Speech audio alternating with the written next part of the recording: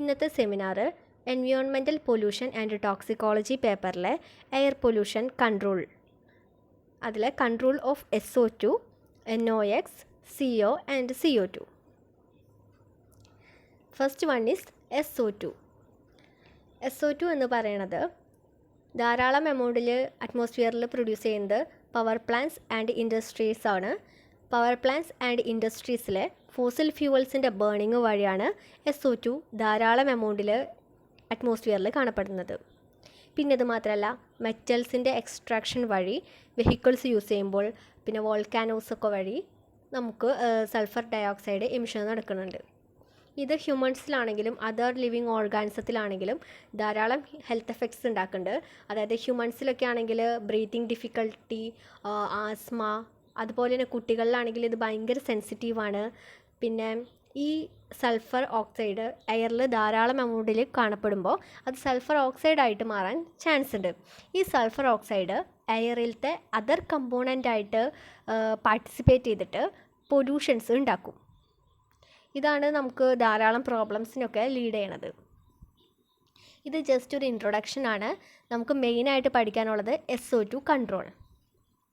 SO2 control നടക്കുന്നത് first low sulphur fuel വഴിയാണ്. Low sulphur fuel reduction or removal of sulphur in the feed. Next use of appropriate combustion technologies and emission control technologies such as sorbent injection and flue gas desulfurization. First, choice of fuel. Fossil ഫ്യൂവൽസിലെ സൾഫറിൻ്റെ content കുറച്ച് കഴിഞ്ഞാൽ നമുക്ക് സൾഫറിൻ്റെ emissions കുറയ്ക്കാമെന്നാണ് പറയുന്നത്. അതായത് use ചെയ്യണ natural gases, liquefied natural gases, oil and call, ഇതിലൊക്കെ സൾഫറിൻ്റെ amount കുറയ്ക്കുകയാണെങ്കിൽ നമുക്ക് സൾഫറിൻ്റെ കൺട്രോളിങ് നടക്കും. First, selection of technology and modifications. This process using fluidized bed combustion, reducing air emission of sulfur oxide. A lime or dolomite bed in the combustion chamber absorbs the sulfur oxide that are generated. മനസ്സിലായില്ലേ? അതായത് fluidised bed combustion വഴിയാണ് നമ്മൾ sulphur ഓക്സൈഡിനെ reduction നടക്കുന്നത്. അതെങ്ങനെയാണെന്ന് വെച്ച് കഴിഞ്ഞാൽ lime or dolomite ബെഡാണ് നമ്മളിതിൽ use ചെയ്യുക. ഇതിന് സൾഫർ ഓക്സൈഡിനൊക്കെ അബ്സോർബ് ചെയ്യാനുള്ള കഴിവുണ്ട്. അതുവഴി നമുക്കതിൻ്റെ കൺട്രോളിങ് നടക്കും. Next fuel cleaning. നമ്മൾ മുമ്പ് പറഞ്ഞ പോലെ ഫ്യൂവൽസിലെ സൾഫറിൻ്റെ കണ്ടൻറ്റ് കുറയ്ക്കുക. ഈ ഒരു പ്രോസസ്സിനെ പറയുന്നതാണ് ബെനിഫിക്കേഷൻ. ഫസ്റ്റ് കോളിലത്തെ സൾഫർ കണ്ടൻറ്റ് എങ്ങനെയാണ് കുറയ്ക്കണേ നോക്കാം. കോളിൽ 70% ഹൈ സൾഫർ കണ്ടൻറ്റ് കാണപ്പെടും. അത് പൈററ്റിക് ഓർ മിനറൽ സൾഫേറ്റ് ഫോമിലായിരിക്കും കാണപ്പെടാം. ഈ ഒരു കോൾ ബെനിഫിക്കേഷൻ വഴി 50% പൈററ്റിക് സൾഫറും 20-30% ടോട്ടൽ സൾഫറും നമുക്ക് റിമൂവ് ചെയ്യാൻ സാധിക്കും. But organic sulphur does not remove. Beneficiation also remove ash responsible for particulate emissions. ഇത് കോസ്റ്റ് എഫക്റ്റീവാണ് in controlling emissions of sulphur oxide, but it may generate large quantities of solid waste and acid waste waters that must be properly treated and disposed of.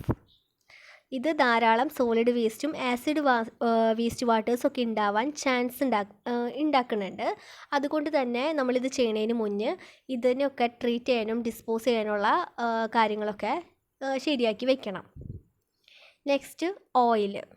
ഓയിലിൽ എങ്ങനെ sulphur remove ചെയ്യണമെന്ന് വെച്ച് കഴിഞ്ഞാൽ chemical desulphurisation വഴിയാണ്. But this is not a widely used commercial technology outside the petroleum industry. Next emission control technologies. അതിൽ വരുന്നതാണ് sorbent injection, flue gas desulphurisation. First sorbent injection എന്താണെന്ന് നോക്കാം. ഇതെന്താണെന്ന് വെച്ച് കഴിഞ്ഞാൽ ഇതിലേക്ക് ആൽക്കലി കോമ്പൗണ്ടിനെ നമ്മൾ ആഡ് ചെയ്ത് കൊടുത്തു കഴിഞ്ഞാൽ ഈ ആൽക്കലി കോമ്പൗണ്ടിന് ഈ സൾഫറിനെ അബ്സോർബ് ചെയ്യാനുള്ള കഴിവുണ്ട്. അതുവഴി 30-60% ഓഫ് സൾഫർ ഓക്സൈഡ് എമിഷൻസ് നമുക്ക് കുറയ്ക്കാൻ പറ്റുമെന്നാണ് പറയണത്. അത് നമുക്ക് വായിക്കാം. Involves adding an alkali compound to the coal combustion gases for the reaction with sulphur dioxide. Typical calcium sorbent include lime and variance of lime. sodium-based compounds are also used. Sorbent injection process remove 30 to 60% of sulfur oxide emissions. Next flue gas desulphurisation. ഇതിൽ രണ്ട് ഫോമിലാണ് നമ്മളിതിനെ ഇതിനെ control ചെയ്യണേ. First regenerable or throw away process, അതായത് ഒന്നില്ലെങ്കിൽ ആ സൾഫറിനെ നമ്മൾ റീസൈക്കിൾ ചെയ്യുക, അല്ലെങ്കിൽ അതിനെ ഡിസ്കാർഡ് ചെയ്ത് കളയുക. നെക്സ്റ്റ് വെറ്റ് ഓർ ഡ്രൈ, ആ ഗ്യാസിനെ നമ്മൾ ലിക്വിഡ് ഓർ സോളിഡ് ഫോമിലേക്കാക്കി മാറ്റാം. ഈ രണ്ട് കാര്യം നടക്കുന്നത് ഒരു 5 പ്രോസസ്സ് വഴിയാണ്. അതാണ് limestone scrubbing, lime scrubbing, dual alkali process, lime spray drying, Wellman Lord process. ഇതൊക്കെ വഴിയാണ് നമുക്ക് ഈ റീജനറബിളും പിന്നെ വെറ്റ് ആൻഡ് ഡ്രൈയും പിന്നെ ത്രോ എവേയും അതൊക്കെ സാധിക്കുന്നത് ഈ 5 പ്രോസസ്സ് വഴിയാണ്. ഇത് ഹൈഡ്രോ പവറിലും ന്യൂക്ലിയർ പവറിലൊക്കെയാണ് മെയിനായിട്ട് യൂസ് ചെയ്യണത്. ഫസ്റ്റ് ലൈം സ്ക്രബിങ് എന്താണെന്ന് വെച്ച് കഴിഞ്ഞാൽ ലൈംസ്റ്റോൺ സ്ലറി എടുത്തിട്ട് ഈ ഗ്യാസിൽ നമ്മൾ സ്പ്രേ ചെയ്ത് കൊടുക്കും. അപ്പോൾ ഇതിന് ഈ സൾഫറിനെ അബ്സോർബ് ചെയ്തിട്ട് വേറൊരു പ്രൊഡക്റ്റായിട്ട് മാറ്റാനുള്ള കഴിവുണ്ട്. അതാണ് ഒന്നാമത്തെ. ജസ്റ്റ് ഇതിങ്ങനെ പറഞ്ഞാൽ മതി കേട്ടോ പേരുകൾ. നെക്സ്റ്റ് ലൈം സ്ക്രബിങ് എന്ന് പറഞ്ഞാൽ മറ്റേതിനെ പോലെ തന്നെ സിമിലർ ആയിട്ടുള്ള പ്രോസസ്സാണ്. ബട്ട് ഇത് കൂടുതൽ നമ്മൾ യൂസ് ചെയ്യുന്ന റിയാജൻറ്റിനെ യൂട്ടിലൈസ് ചെയ്തിട്ട് നടത്തുന്ന ഒരു പ്രോസസ്സാണ്. ഇത് ഭയങ്കര ഫ്ലെക്സിബിളാണ്. ഇതിൻ്റെ ഡിസഡ്വാൻറ്റേജസ് വെച്ച് കഴിഞ്ഞാൽ ഭയങ്കര ഹൈ കോസ്റ്റാണ് ഇത് ചെയ്യാനായിട്ട്. നെക്സ്റ്റ് ഡ്യുവൽ ആൽക്കലി സിസ്റ്റം, അതായത് മുമ്പ് പറഞ്ഞ ലൈംസ്റ്റോൺ സ്ക്രബിങ്ങും ലൈം സ്ക്രബിങ്ങും ഈ രണ്ടും കൂടി വരുന്നതാണ് ഈ ഡ്യുവൽ ആൽക്കലി സിസ്റ്റം എന്ന് പറയുന്നത്. ഇതുവഴി ഈ സാൾട്ടിനൊക്കെ the resulting sodium salt are soluble in water, so no deposits are formed.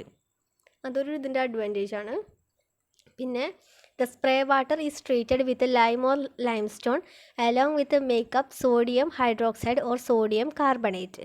The sulfite or sulfate ions are precipitated and the sodium hydroxide is regenerated. Next, lime spray drying. Lime slurry is sprayed into the chamber. The sulfur dioxide is absorbed by the slurry. The liquid to gas ratio is maintained such that the spray dries before it reaches the bottom of the chamber.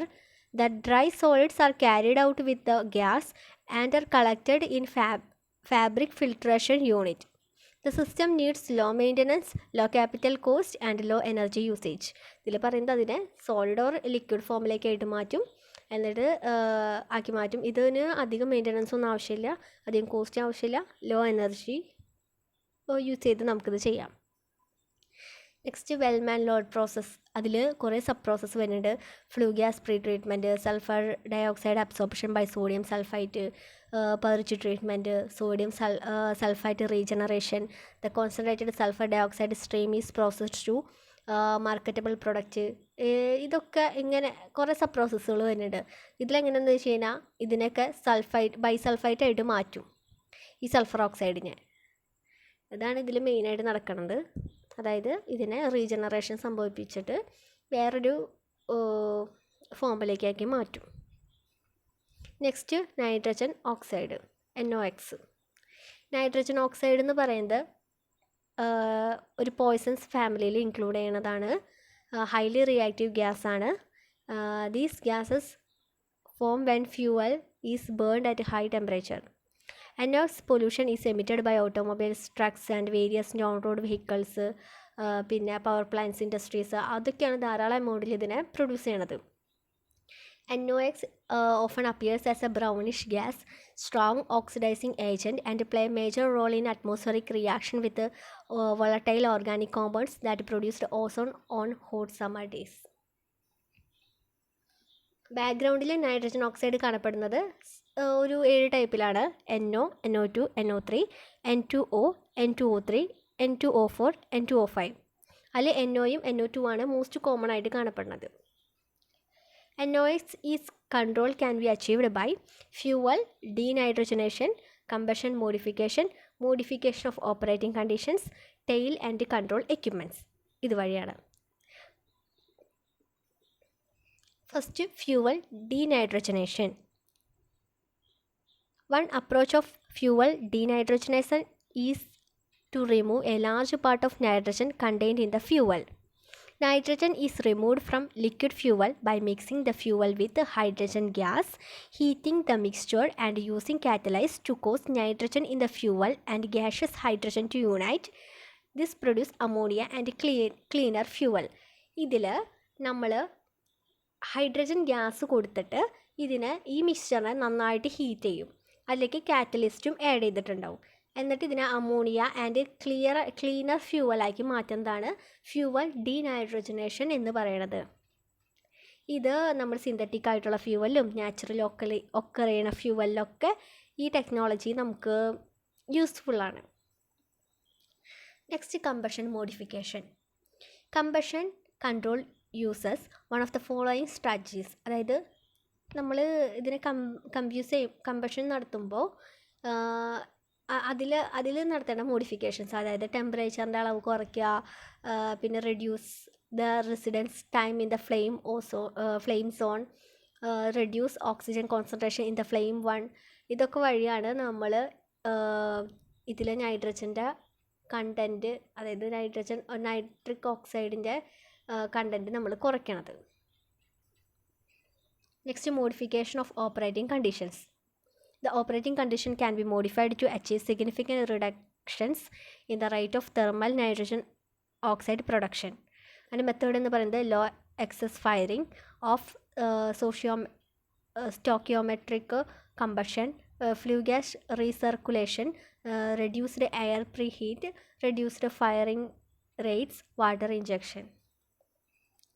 Next, tail and control process. അതായത് ഇതെങ്ങനെയാണെന്ന് വെച്ച് കഴിഞ്ഞാൽ മുമ്പ് പറഞ്ഞ മെത്തേഡ്സൊക്കെ nitrogen ഓക്സൈഡിനെ നമ്മൾ ഒരളവിൽ കുറയ്ക്കുന്നുണ്ടെങ്കിലും ഇതിനെ regulate ചെയ്യണത് മെയിനായിട്ട് ഈ ടെയിൽ ആൻഡ് കൺട്രോൾ പ്രോസസ്സ് വഴിയാണ്.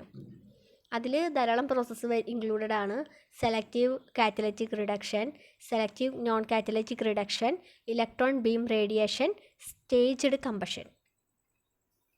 First, selective catalytic reduction. In this process, the nitrogen oxide in the flue gas are reduced to nitrogen. During this process, only NOx species are reduced. NH3 is used as a reducing gas. The catalyst is a combustion of titanium and vanadium oxide. Selective catalytic reduction catalyst is best at around 300 to 400 degrees Celsius. Typical efficiencies are around 80%. Next, electron beam radiation. This treatment process is under development and it is not widely used. Work is underway to determine the feasibility of electron beam radiation for neutralizing hazardous waste and air toxics. ഇതിൽ irradiation of flue gases containing nitrogen oxide and sulfur oxide produce nitrate and sulfate ion.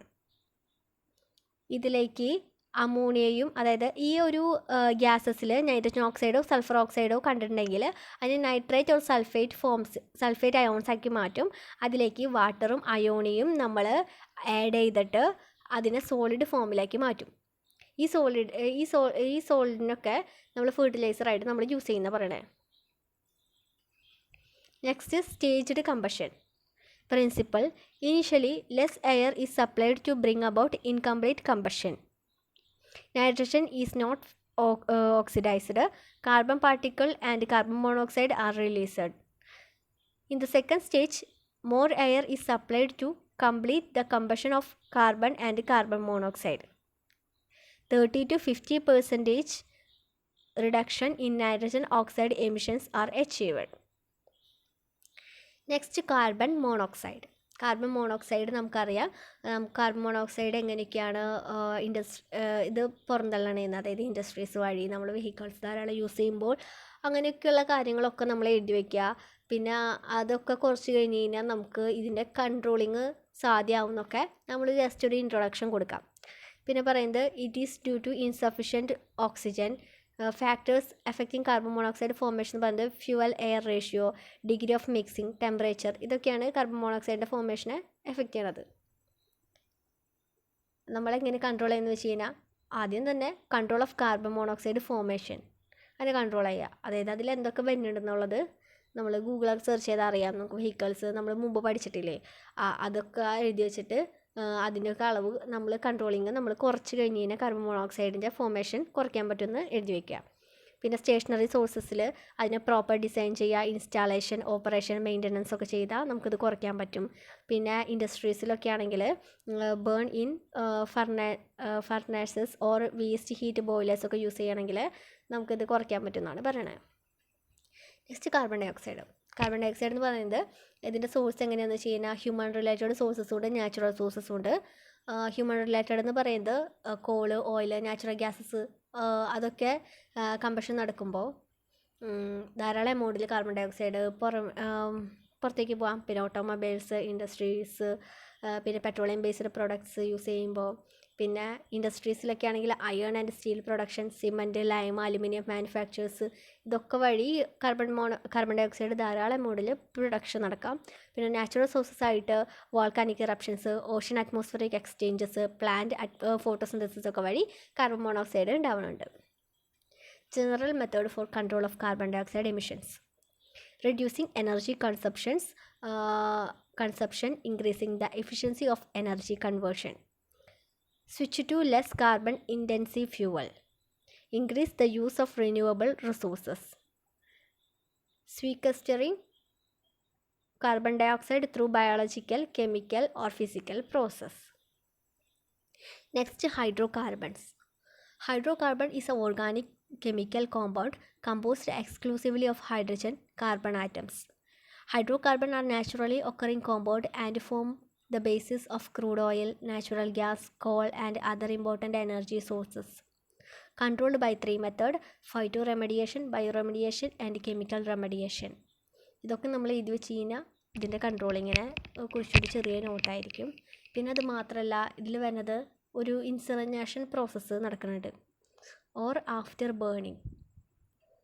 അതെങ്ങനെയാണെന്ന് വെച്ച് കഴിഞ്ഞാൽ direct flame incineration, thermal incineration, catalytic incineration, ഈ 3 പ്രോസസ്സൊക്കെ വഴി നമുക്ക് hydro കാർബണിനെ control ചെയ്യാമെന്ന് പറയണേ. ഈ ഇൻസിനറേഷൻ എന്ന് പറയുന്നത് VOC ഇൻസിനറേറ്റേഴ്സാണ് ഒന്നാമത്തെ എക്സാമ്പിൾ. ഇറ്റ് ഈസ് പ്രിൻസിപ്പിൾ എന്ന് പറയുന്നത് VOC incinerators thermally oxidised the effluent stream in the presence of excess air. The complete oxidation of the VOC result in the formation of carbon monoxide and water. The reaction proceeds as follows.